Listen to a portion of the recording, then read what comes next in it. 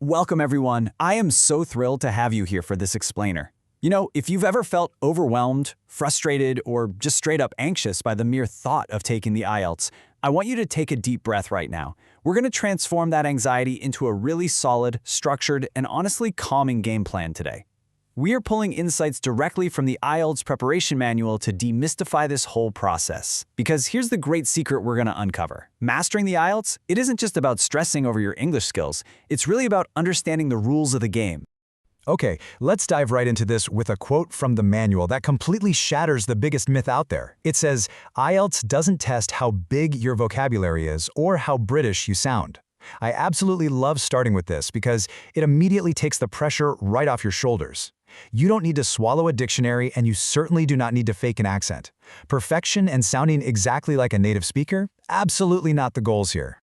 So here is our clear roadmap for today's explainer. We'll look at what IELTS actually measures, academic versus general training, the 4 test sections, understanding the band scale, and finally, what examiners really want. Let's get moving. Section 1. What IELTS actually measures. Think communication over vocabulary. I really want you to make a fundamental shift in your mindset right off the bat. We need to go from thinking, I need to learn English, to I need to learn how to communicate. Look, the IELTS is recognized by over 11,000 organizations across more than 140 countries. Do you think all those universities and immigration offices really care if you know obscure, complex words? No, not at all. They accept this test precisely because it accurately measures real-world, practical communication. Let's really define what we mean by effective communication here. It's the ability to understand, interact, and express ideas clearly in real-life situations. That is the true core of the exam. If you're ever stuck during the test trying to remember some massive, complicated word, just let it go, honestly. Choose the simpler word that makes your point perfectly clear, because clarity is going to beat a massive vocabulary every single time. Your ultimate goal is simply to make sure your ideas are understood. That's the whole shebang. Moving on to Section 2.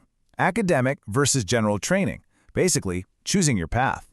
Now this is the very first major strategic decision every single test taker has to make before they even begin studying. You need to know exactly which board you're playing on for this game. If your goal is university study or professional registration, like becoming a nurse, a teacher, an engineer, you'll take the academic version. That one deals with more formal, complex text from journals and books.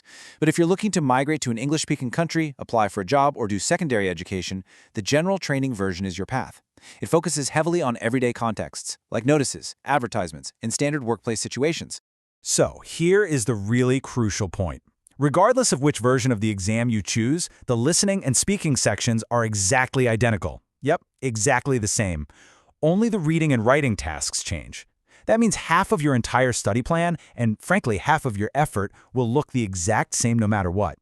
Knowing this instantly saves you preparation time and a whole lot of unnecessary stress. All right, Section 3, the 4 test sections. Let's walk through your test day journey. Think of this section as the clock aspect of our game plan. First up is the listening section, and the magic number here is 40. You have 30 minutes of audio playing, followed by exactly 10 minutes of transfer time to move your answers over to the official sheet. So that's 40 total questions. I really want to highlight the strict time pressure here, guys. The audio is played once, only once, no repeats. So you've got to stay incredibly focused to catch those details and follow ideas in real time. Next, the number jumps to 60. You're going to face the reading section for 60 minutes, and then the writing section for another grueling 60 minutes. That is 2 solid hours. Reading requires you to answer 40 questions across various passages, while writing demands a short task and a full essay. This part of the test isn't just about reading comprehension and writing structure. It's a true test of sheer mental stamina and speed. It really is. Finally, the number drops down to 14. After all that intense reading and writing, you arrive at the speaking section. This is a short, face-to-face interview lasting just 11 to 14 minutes. It's broken into 3 parts: familiar personal questions, a short speech where you talk for 1 to 2 minutes, and then a deeper discussion. The absolute key thing to remember here is that it's meant to sound natural, not rehearsed. So here is your complete test day journey laid out. We've got listening at 30 plus 10 minutes, reading and writing at a strict 60 minutes each, and speaking at 11 to 14 minutes. Knowing these exact parameters is step 1 to conquering those time limits. You have to be in control of the clock, not the other way around. Moving to Section 4, Understanding the Band Scale. Let's decode your score. If the test sections are the clock, well, this is the point system of the game. Let's look at how you're evaluated on the 0 to 9 scale. Notice that a 9 makes you an expert with a fully operational command of English. But look closely at the levels right below it. An 8 means you still make occasional unsystematic errors. A 6 means you have effective command despite some inaccuracies. The point is, you absolutely do not need a perfect 9 to succeed. And to prove that you don't need perfection, let's look at some very realistic goalposts depending on your life plans. If you have university goals, institutions usually require an overall band of 6.5 to 7.5. For immigration goals, countries generally look for something between a 6.0 and an 8.0 overall. Knowing your specific target score is incredibly comforting. Why? Because it means you can study strategically for the score you actually need, rather than stressing over a perfect 9. And here's exactly how those scores are calculated. It's so vital to demystify this part. For listening and reading, it's pure objective math. You get exactly 1 mark per correct answer. Simple. But for writing and speaking, you're assessed by trained examiners using specific official descriptors. We're talking things like task response, cohesion, lexical resource, and grammatical range. Because these are specific rubrics, it means we can actually learn and practice the exact things they're grading you on. It's not a mystery. Which brings us to Section 5, what examiners really want, the actual grading checklist. It is time to pull back the curtain on the human examiners and look at their actual grading checklist. Let me let you in on a secret straight from the preparation manual. The key is balance, not brilliance. This is such an empowering fact to remember. You can actually make small, unsystematic grammar mistakes and still get a high score, provided your overall communication is smooth, logical, and clear. They aren't looking for Shakespeare here, folks. They are looking for functional, reliable English.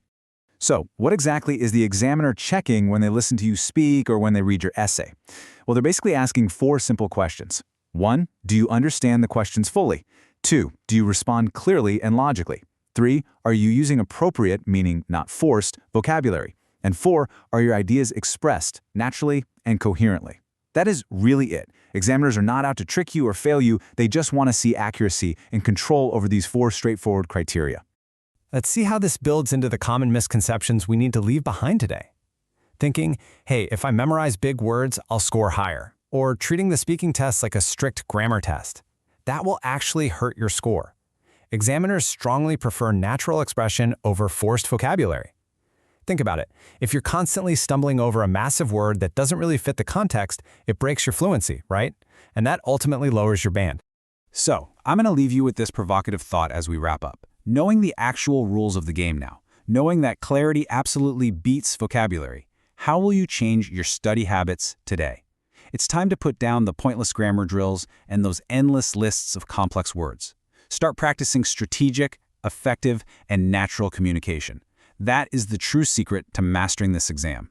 Thank you so much for joining me on this explainer. Use these strategies, take a deep breath, and go conquer that test.